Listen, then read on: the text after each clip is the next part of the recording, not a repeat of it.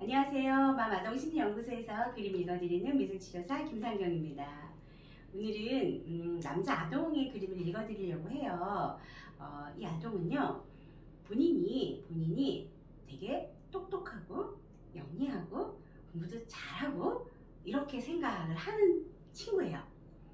그런데 그렇게 자신만만한 친구가 그러면 상담을 왜 받을까요? 그런데 나는요, 한 가지 집중을 못해요 하는 그런 문제를 도와달라고 온 친구이거든요. 그래서 이 친구하고 같이 그림을 그리면서 작업을 같이 하면서 이 친구가 보여주고 있는 행동을 여러분들에게 조금 설명을 하면서 어떻게 도와지고 있는지 같이 설명을 좀 해드릴게요.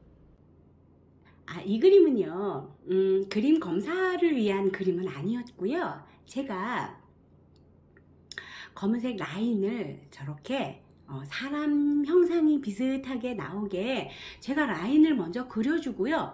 그리고 이 안에 너의 캐릭터를 한번 색깔로 칠해볼래? 라고 부탁을 했죠. 그래서 이 친구가 처음에 빨간 손을 먼저 색을 칠하면서 이 손은 불이 나오고 있는 손이래요.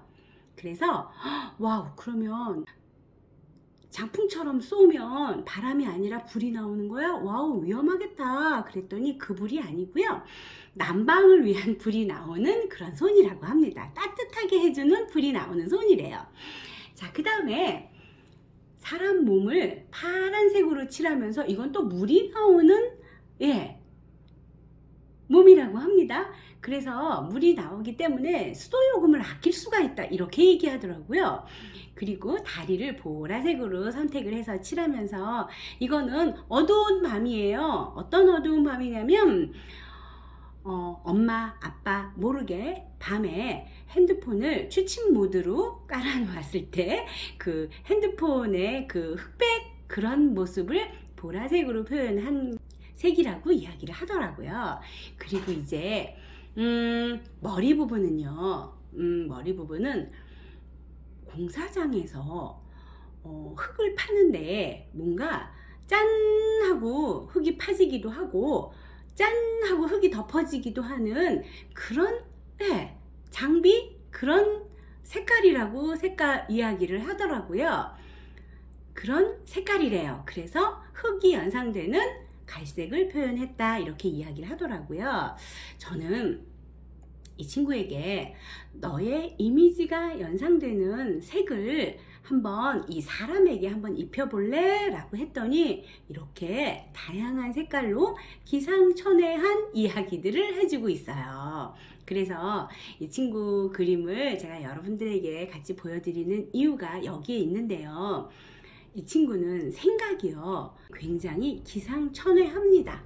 그리고 그 기상천외함이 맥락은 없습니다. 자, 10살 아동인데요. 그 기상천외함은 일상에서 어떻게 반응받을까요? 아마도 야, 대단하다, 아이디어 너무 좋다, 그런 반응을 받을 것 같아요. 그 기상천외함은 기상천외함이 저도 느껴졌거든요. 저 역시 그런 반응했어요. 야, 아이디어 대단하다, 이런 반응을 해줬고요. 그런데 맥락이 없어요. 물이 나오고 불이 나오는 것까지 이해가 되는데 갑자기 핸드폰에 취침 모드가 나오더니 갑자기 공사장 같은 이야기가 나오고 있어요. 다른 사람이 들을 때는 맥락이 없는데 그 맥락이 없는 가운데에서도 이 친구 입장에서는 이유가 있는 거죠. 이유가 연결이 안 돼서 그렇지. 그러면 이런 생각을 하고 이런 표현을 하는 아동은 어떤 아동이라고 할 수 있어요? 주의를 기울이는 게 부족하면 이렇게 생각이 맥락이 없이 기상천외하게 너를 띱니다. 제가 너를 뛴다고 표현을 해서 조금 그렇긴 한데, 점프를 해요. 생각이, 주의력과 생각의 점프, 어떤 연관이 있을까요? 여러분들한테 그거 한번 설명해 드릴게요. 집중이 안 되고 있어요 하는 어려움을 제가 어떻게 도와줄 수 있는지 제가 방법을 찾는 과정에서 이 그림을 가지고 이야기를 해봤었는데, 우선 먼저 생각이 참 기상천외합니다. 재밌어요. 아이디어가 좋죠. 제가 기상천외하다 이렇게 이야기는 했지만 아이디어가 재미있고요. 그리고 아이디어가 반짝반짝하죠. 그 반짝반짝한 아이디어가 한 가지 아쉬운 점이 있다면 그거예요. 왜 맥락이 없을까 하는 점이죠. 생각이라고 하는 거는 연결이 되어 있어요. 연상이라고 얘기하기도 합니다. 연상에 의해서 생각이 꼬리에 꼬리를 물어요. 그런데 이 친구가 그린 그림 안에는 연상을 찾아볼 수가 없었어요. 그럼 연상이 아니면 반짝반짝한 아이디어 하나만으로 설명하면 아무 문제 없는 그림인데, 연상을 설명하려고 하면 연상되는 건 없어요. 그래서 맥락이 없다고 이야기를 합니다. 그러면 저 집중이 잘 안 돼요 하는 건 이 연상이 안 되는 거하고 무슨 연관이 있을까요?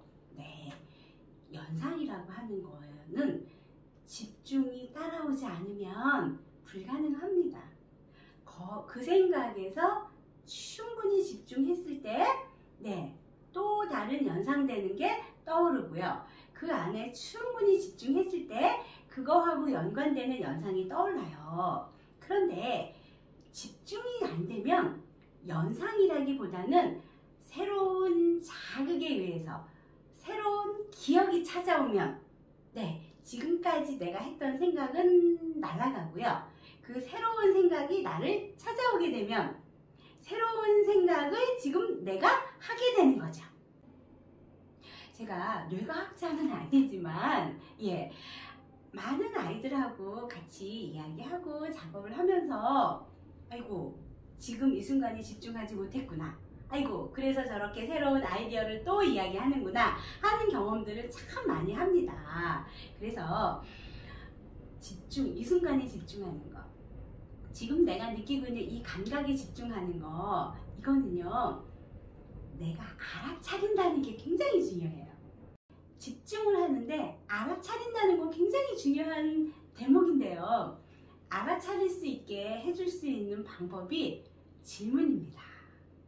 질문을 들으면 그 질문에 해당하는 생각이라는 걸 하게 되고 생각이 열리면서 깊게 생각하는 게 가능해져요. 어떤 질문에는요 생각을 넘어서 고민을 하게도 되잖아요. 글쎄 하고 고민을 하게도 되잖아요. 그래서 집중이 어려운 친구에게 집중을 할 수 있게 도와주는 한 가지 방법으로 저는 오늘 질문이라고 하는 방법을 여러분들에게 제시해 보고 싶습니다. 다른 생각, 다른 자극에 의해서 지금 내가 가지고 있는 생각이 휙 날려가려고 할 때 그거에 관계된 질문을 들으면 다시 가져올 수밖에 없죠.